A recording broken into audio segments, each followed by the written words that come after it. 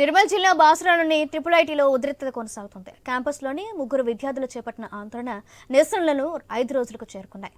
విద్యార్థులంతా campus main gate దగ్గర బైఠాయించి ధర్నా చేస్తున్నారు. VC రాజీనామాకు demand చేస్తున్నారు విద్యార్థులు. అలాగే క్యాంపస్లోని నెలకొన్న పరిస్థితుల దృష్ట్యా లోపలికి ఎవరూ వెళ్లకుండా కట్టడి చేస్తున్నారు పోలీసులు.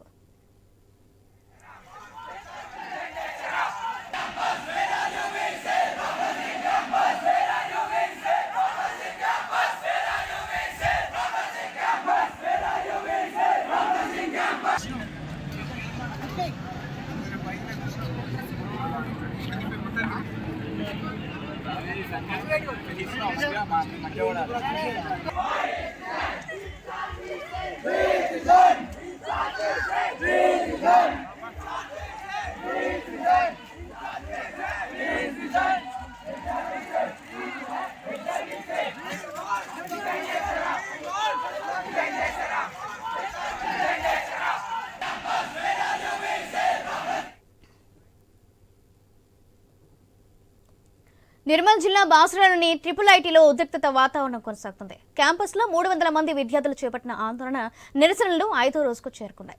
విద్యార్థులంతా క్యాంపస్ మెయిన్ గేట్ దగ్గర బైఠాయించి ధర్నా చేపట్టారు. వీసీ రాజీనామా చేయాలని వారు డిమాండ్ చేస్తున్నారు. దీనికి సంబంధించి మరింత సమాచారం మా ప్రతినిధి శ్రీనివాస్ అందిస్తారు. శ్రీనివాస్,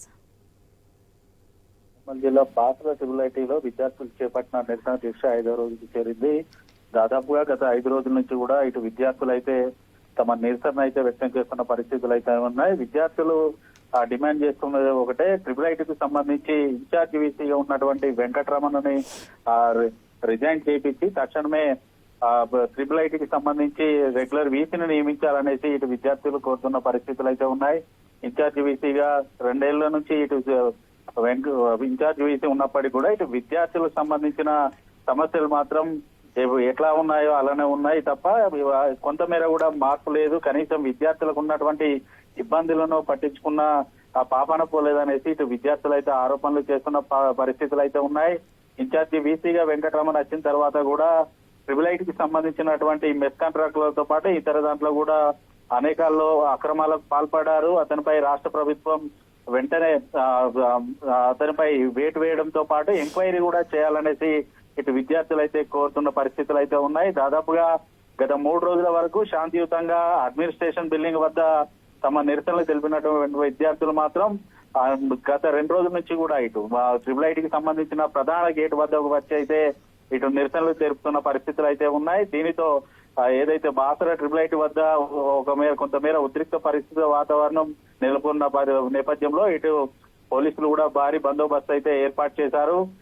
ఈ గత ప్రభుత్వంలో కూడా తమ సమస్యలు అయితే పరిష్కారానికి నోచుకోలేదు. కనీసం కాంగ్రెస్ ప్రభుత్వంలో తమకు ఉన్నటువంటి ఇబ్బందులు తొలుగుతాయి, ఇప్పటికైనా రాష్ట్ర ముఖ్యమంత్రి సీఎం రేవంత్ రెడ్డి బాసరా ట్రిపుల్ ఐటీకి రావాలి, వచ్చి తమ సమస్యలను తెలుసుకొని వాటిని పరిష్కరించే దిశగానైతే అడుగులు వేయాలని చెప్తున్న పరిస్థితులు అయితే ఉన్నాయి.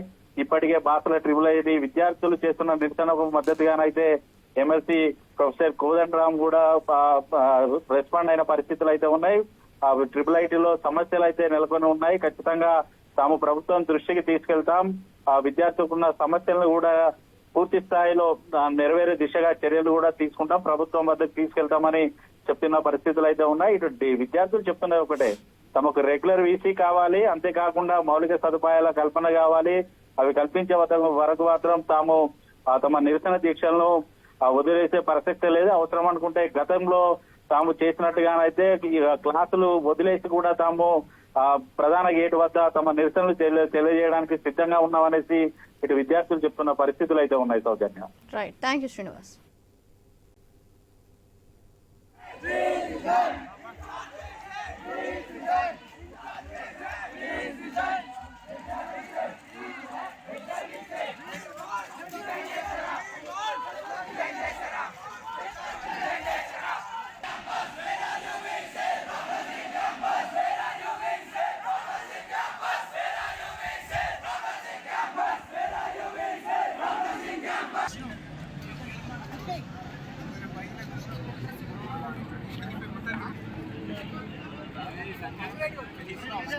మంచిగా